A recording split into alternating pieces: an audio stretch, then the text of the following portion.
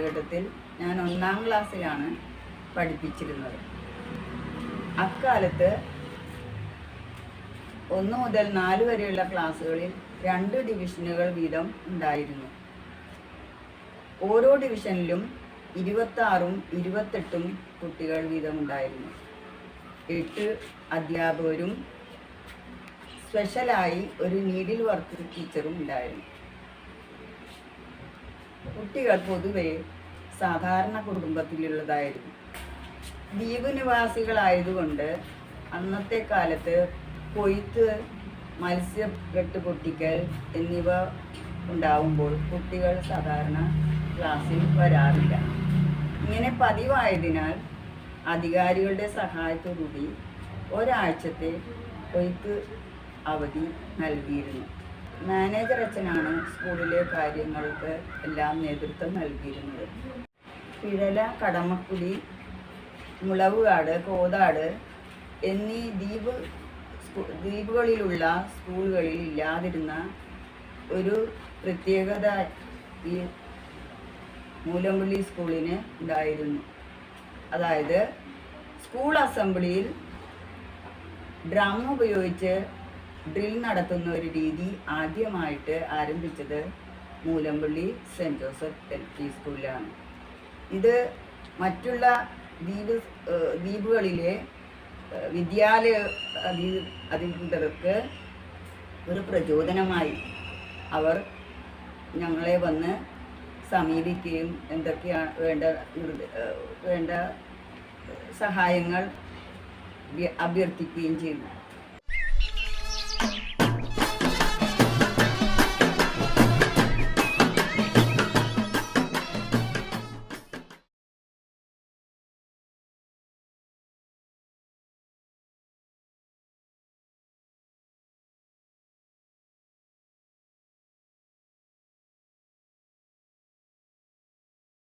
Moolampilly saint Augustine ദേവാലയത്തിൻ്റെ കീഴിൽ പ്രവർത്തിക്കുന്ന ഏക എയ്ഡഡ് വിദ്യാലയമാണ് saint Joseph LP school.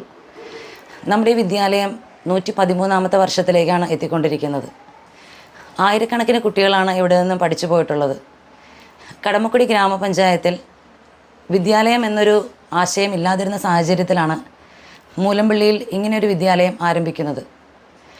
Panakkal തറവാട്ടുകാരുടെ സഹായത്തോടു കൂടി ഈശി ആശാൻ്റെ നിലത്തെഴുത്ത് രീതിയിലാണ് ആദ്യം വിദ്യാഭ്യാസം ആരംഭിച്ചിരുന്നത്.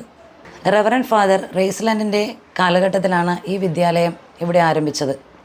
സാമ്പത്തികമായി വളരെ പിന്നോക്കം നിന്നിരുന്ന ഒരു ഗ്രാമമാണ് നമ്മുടെ മൂലമ്പള്ളിയുടേത്. ചട്ടിപ്പണിക്കാരും കൂലിപ്പണിക്കാരുമാണ് കൂടുതലായി നമ്മുടെ നാട്ടിലുണ്ടായിരുന്നത്.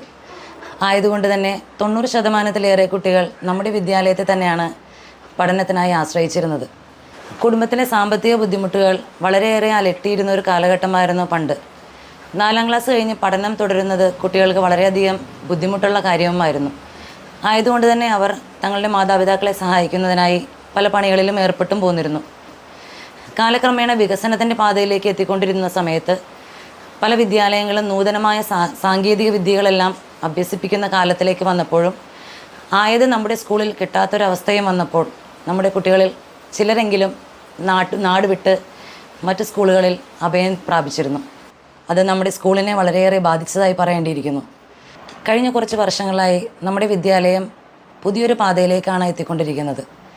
അതിനായി നമ്മളെ സഹായിച്ചുകൊണ്ടിരിക്കുന്ന നമ്മുടെ മാനേജ്മെൻറ്റ്, PTA, പൂർവ്വ വിദ്യാർത്ഥികൾ, നമ്മുടെ അഭ്യുദയ കാംക്ഷികൾ വളരെയധികം പേർ നമ്മുടെ സ്കൂളിന് വേണ്ടി സഹായിക്കുകയും സഹകരിക്കുകയൊക്കെ ചെയ്തു വരുന്നുണ്ട്. ഗുണമേന്മയുള്ള വിദ്യാഭ്യാസമാണ് ഏതൊരു തലമുറയുടെയും ലക്ഷ്യം. ആയത് നേടിക്കൊടുക്കാൻ അധ്യാപകരായ ഞങ്ങളുടെ കഴിവിനൊത്തവിധം പരിശ്രമിക്കുന്നുണ്ട്. പാഠ്യപ്രവർത്തനങ്ങൾക്ക് പുറമെ പാഠ്യേതര പ്രവർത്തനങ്ങൾക്ക് മുൻതൂക്കം കൊടുത്തുകൊണ്ടാണ് നമ്മുടെ ഈ വിദ്യാലയത്തിൽ പ്രവർത്തനങ്ങൾ മുന്നേറുന്നത്. എറണാകുളം സബ് ജില്ലയിൽ നടക്കുന്ന കലാകായിക മേളകളിലും കലോത്സവങ്ങളിലും നമ്മുടെ കുട്ടികളെല്ലാം മുന്നിട്ട് തന്നെ നിൽക്കുന്നു എന്നുള്ളത് അഭിമാനകരമാണ്. നമ്മുടെ ഈ വിദ്യാലയത്തിൽ നിന്ന് പഠിച്ചുപോയ പലരും ഇന്ന് ഉന്നതമായ നിലകളിലെല്ലാം സേവനമനുഷ്ഠിക്കുന്നു എന്നുള്ളത് വളരെയധികം അഭിമാനകരമായ ഒരു കാര്യമാണ്. കൂടാതെ കുട്ടികൾക്ക് വേണ്ടുന്ന സൗകര്യങ്ങളെല്ലാം നമ്മുടെ സ്കൂളിൽ പരിമിതമാണ്. ഒരു സ്മാർട്ട് ക്ലാസ് റൂം പോലും നമ്മുടെ സ്കൂളിൽ ലഭ്യമല്ല. ഏതാനും കമ്പ്യൂട്ടറുകളുണ്ടെങ്കിലും കമ്പ്യൂട്ടർ പഠനം മാത്രം നടന്നു പോരുന്നു. എന്നാൽ അതിലൂടെ വരുന്ന നൂതനമായ മറ്റ് സാങ്കേതിക വിദ്യകൾ കുട്ടികൾക്ക് ലഭ്യമാകുന്നില്ല. ഇതേ പ്രായക്കാർ മറ്റ് വിദ്യാലയങ്ങളിൽ നിന്നും ഇതെല്ലാം ഒരുപടി മുന്നിലേ നേടിക്കഴിഞ്ഞു. ഇതെല്ലാം നേടിക്കൊടുക്കാൻ നമ്മൾക്ക് എല്ലാവർക്കും സാധിക്കുന്ന ഒരു കാര്യമാണ്. എന്നാൽ പോലും അതിനായി ചില പരിമിതികൾ ഇനിയും നമ്മുടെ മുന്നിൽ കിടക്കുന്നുണ്ട്.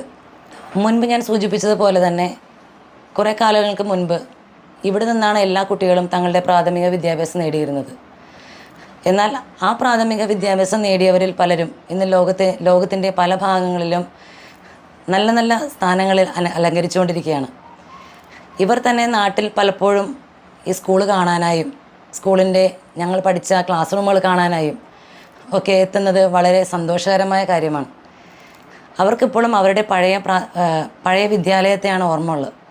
പല പൂർവ്വ വിദ്യാർത്ഥികളുടെ മനസ്സിൽ ഈ വിദ്യാലയവും ഈ വിദ്യാലയ അന്തരീക്ഷവും ഒരു വസന്തകാലമായി തന്നെ നിലകൊള്ളുന്നു. ഇവരെല്ലാം അവരുടെ ലീവിലോ വെക്കേഷൻ ടൈമിലോ നമ്മുടെ സ്കൂളുകൾ സന്ദർശിക്കുമ്പോൾ ഈ കാര്യങ്ങളെല്ലാം നമ്മളൊപ്പമായി പങ്കുവയ്ക്കുമ്പോൾ വളരെയധികം സന്തോഷം തോന്നാറുണ്ട്.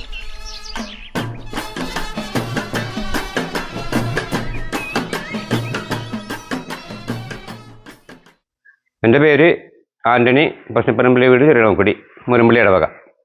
2000 കാലഘട്ടങ്ങളിൽ തലക്കെട്ടിയച്ചൻ മുരമ്പള്ളി വികാരിയായിട്ട് വന്നതിന് ശേഷമാണ് ഞാനിവിടെ കൈക്കാരനായിരുന്നത്. അവരുടെ കപ്പ്യാരും കൈക്കാരനൊക്കെ ആയിട്ട് തിരഞ്ഞെടുത്ത് അത് കഴിഞ്ഞ് ഇടക്കാലത്ത് വെച്ച് കൈക്കാരൻ പുറത്തേക്ക് പോയി. അപ്പോൾ കപ്പ്യാർ സ്ഥാനം കൂടി ഞാനായിരുന്നു.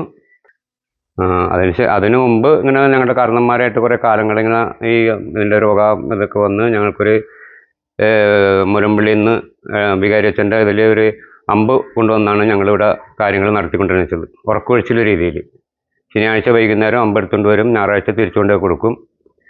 അപ്പോൾ നമ്മൾ ഇവിടെ ജലഘോഷ യാത്രയായിട്ട് ചങ്ങാടത്തിലും 2 വഞ്ചിയിൽ ചങ്ങാടം കെട്ടി ചങ്ങാടത്തിലും ബോട്ടിലുമൊക്കെ ആയിട്ട് അമ്പ് കൊണ്ടുവന്ന് ഇവിടെ ഉറക്കൊഴിച്ചിൽ നടത്തി പ്രാർത്ഥനയും പാട്ടും കലാപരിപാടികളൊക്കെ ആയിട്ട് നടന്നു പോന്നിരുന്നു. അങ്ങനെ ഇരിക്കുമ്പോഴാണ് ഇവിടെ ഒരു ചെറിയൊരു കപ്പേള വേണമെന്നൊരു ആഗ്രഹം ഇവിടുത്തെ കാരണന്മാർക്ക് വന്നത്. അതിന് ശേഷമാണ് പള്ളിയിൽ നിന്നുള്ള ഒരു ഇത് വന്നത്. അതിനാണ് പള്ളിയെ അങ്ങനെ കൊണ്ടുവന്ന് ഇത് ഞായറാഴ്ചകളിൽ കുർബാന നടത്തി. ഇപ്പം അങ്ങനെ കുർബാന നടന്നു പോണ്.